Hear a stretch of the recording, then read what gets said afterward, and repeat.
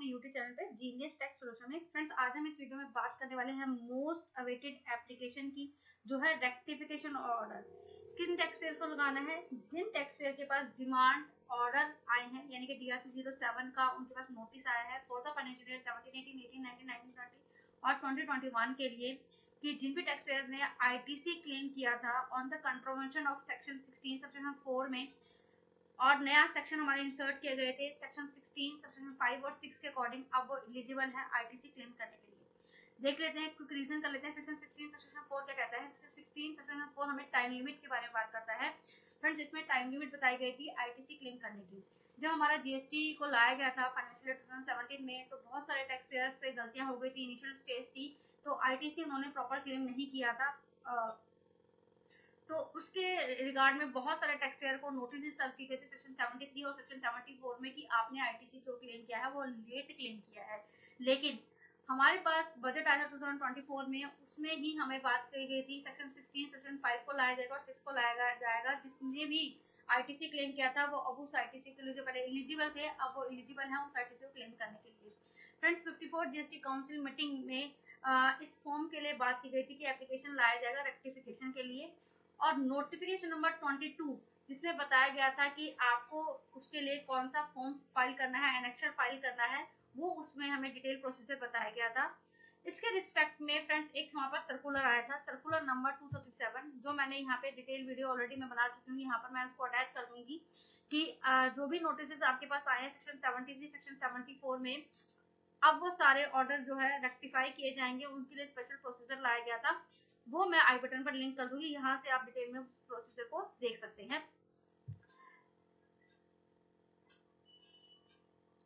Friends, जैसे section 16 section 4 हमें, जैसे मैंने आपको बताया, टाइम लिमिट के बारे में बात करते हैं। क्विक रिवीजन कर लेते हैं कि जिन भी टैक्स जो हमें ITC क्लेम करने की टाइम लिमिट के बारे में बताता है, सेक्शन 16 सेक्शन 4 के अकॉर्डिंग सब्सिक्वेंट फाइनेंशियल ईयर के हम सितंबर मंथ तक ITC क्लेम कर सकते थे, जो हमारा ITC है प्रीवियस ईयर से जो ब्लॉक करता था। लेकिन सेक्शन 16 सेक्शन 5 के बाद उसमें कहा गया, सेक्शन 5 में कहा गया कि अगर आपको कोई ITC है क्लेम करना है, आपने क्लेम कर लिया है 30 नवंबर 2021 तक, जो कि ITC रिलेट करता था आपका फाइनेंशियल ईयर 2017, 18, 18, 19, 19, 20 और 2021 का, आपने 30 नवंबर तक क्लेम कर लिया है, तो आप ITC क्लेम करने के लिए एलिजिबल है। उस रिस्पेक्ट में उन पर्टिकुलर फाइनेंशियल ईयर का अगर आपने क्लेम कर लिया है 30 नवंबर तक, तो आप 100% एलिजिबल है उस ITC को क्लेम करने के लिए। अब बहुत सारे टैक्स पेयर को नोटिस सर्व किए गए थे। अब उन नोटिस सर्व किए गए थे और डिमांड निकाली गई थी। जिन टैक्स पेयर के पास डिमांड निकाली गई थी और उन्होंने डिमांड जमा करा दी है, तो उन लोगों को तो कोई रिलैक्सेशन नहीं है, मतलब कि उनको कोई रिफंड नहीं मिलेगा। लेकिन जिन टैक्स पेयर ने डिमांड अभी जमा नहीं कराई है और फर्दर अपील में गए हुए हैं और अपील में भी उनके पास ऑर्डर आ गया है, तो अब उनको जो है अपनी एप्लीकेशन फाइल करनी है रेक्टिफिकेशन ऑर्डर की। किस तरीके से फाइल करनी है, यहाँ पर उन्होंने स्टेप बाय स्टेप प्रोसीजर बताया है। देखिए, यहाँ पर सबसे पहले आपको GST पोर्टल पर लॉगिन करना है, यूजर सर्विसेज में जाना है, माय एप्लीकेशन में जाना है। माय एप्लीकेशन में जैसे ही आप जाएंगे तो यहाँ पर आपको जो मिल जाएगा application for rectification of order, यहाँ पर आपको जाना है, न्यू एप्लीकेशन लगानी है। न्यू एप्लीकेशन जब आप लगाएंगे तो यहाँ पर देखिए आपको बस विंडो पॉपअप होकर आ रही है कि यहाँ पर आपको एक फॉर्म भरना है, अनेक्सर ए। अनेक्सर ए आपको यहाँ पर डालना मैंडेटरी है, और यहाँ पे आपको ग्राउंड्स ऑफ रेक्टिफिकेशन डालनी, बताना है कि क्या आपके ग्राउंड्स ऑफ रेक्टिफिकेशन है। यहाँ पर जैसे ही आप ऑर्डर नंबर पे क्लिक करेंगे तो यहाँ पे नंबर ऑफ ऑर्डर आपके पास आ जाएंगे। इस तरीके से जितने भी आपको ऑर्डर इशू किए गए हैं उनके रेक्टिफिकेशन की डिटेल्स यहाँ पर आ जाएंगी। यहाँ पर पर्टिकुलर ऑर्डर नंबर आप चूज कर सकते हैं। यहाँ पर आपको टैक्स पीरियड चूज करना है। दो चीजें आपको हैंडी रखनी है, यानी कि ग्राउंड्स ऑफ जो रेक्टिफिकेशन है एज पर नोटिफिकेशन नंबर 22/2024 आपके उसके हिसाब से आपको रखना है, और आपको एनेक्सर ए फिल करना है, जो कि हमें सेम नोटिफिकेशन नंबर 22 में बताया गया है। आपको मैं एक बार ले चलती हूँ नोटिफिकेशन मैंने आपके लिए ओपन की हुई है, नोटिफिकेशन नंबर 22, जो कि हमारे पास 8 अक्टूबर को आई थी। इसमें इन्होंने सारा प्रोसीजर बताया है, और इसके लिए भी मैं डिटेल वीडियो ऑलरेडी बना चुकी हूँ, वो भी मैं आई बटन पे आपको लिंक कर दूंगी। जिन भी टैक्स पेयर के पास नोटिस सर्व किए गए थे एज पर सेक्शन 73 सेक्शन 74, और वो फर्दर अपील में गए हुए हैं सेक्शन 107 अपीलेट अथॉरिटी के पास, और rectification of order as per section 108 has been issued confirming a demand for wrong availment of ITC on account of contravention of the provision of subsection 4 of section 16 of the SAD Act, but where such input tax credit is now available as per the provision of subsection 5 and subsection 6 of section 16 of the SAD Act in a CGST Act, where appeal against the SAD order has not been filed. तो यहाँ पर वो है जो अपने rectification लगा सकते हैं।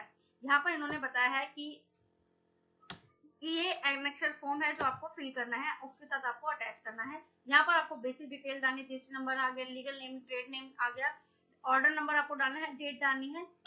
पॉइंट नंबर 2 में आपको detail of demand confirm in the order, वो यहाँ पर आपको डालनी है। पर्टिकुलर फाइनेंशियल ईयर में कौन कौन सी आपकी डिमांड यहाँ पर लगाई गई है, यहाँ पर आपको पूरा इसको देख लेना है। नेक्स्ट में आपको after demand in table in account serial number 2 में अगर आपके पास जो डिमांड आई है वो ही आपको यहाँ पे रिपोर्ट करनी है जो सेक्शन 4 की कॉन्ट्रीब्यूशन में आई है और आप अभी एलिजिबल है एज पर सेक्शन 16 सेक्शन 5 और 6 के अकॉर्डिंग, वो यहाँ पे आपको बाइफिकेशन करके डालना है और यहाँ पर आपको बेसिक सी डिटेल्स डालनी है। पॉइंट नंबर बी में आपको डालना है detail of demand confirm in the sad order input as credit wrongly availed on account of contravention of section 4 and of section 16 other than mentioned in the above, which is now eligible as per 16 of the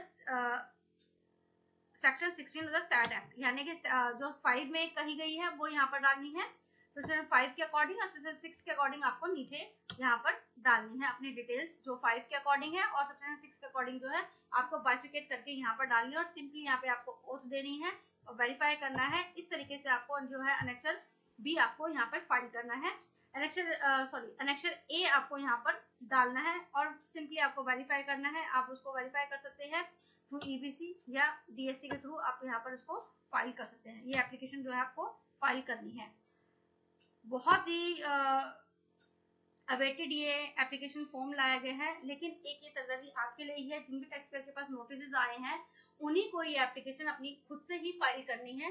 पहले था कि जब जिन भी tax pair के पास notice serve किए गए section 73 section 74 में, department उनको सेल्फ जो है उनका ऑर्डर रेक्टिफाई करेगा। अब डिपार्टमेंट यानी कि प्रॉपर ऑफिसर कोई रेक्टिफाई नहीं करेगा, आपको सेल्फ ही ये रेक्टिफिकेशन की एप्लीकेशन जो है फाइल करनी है जीएसटी पोर्टल पर जाके।